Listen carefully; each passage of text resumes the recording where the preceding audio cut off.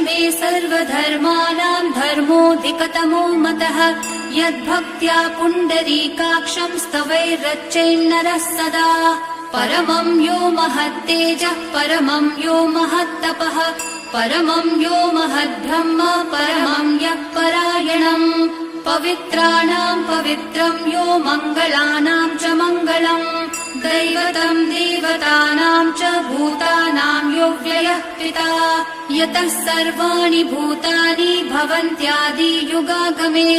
यस्मिन् च प्रलयं यान्ति पुनरेव युगक्षये।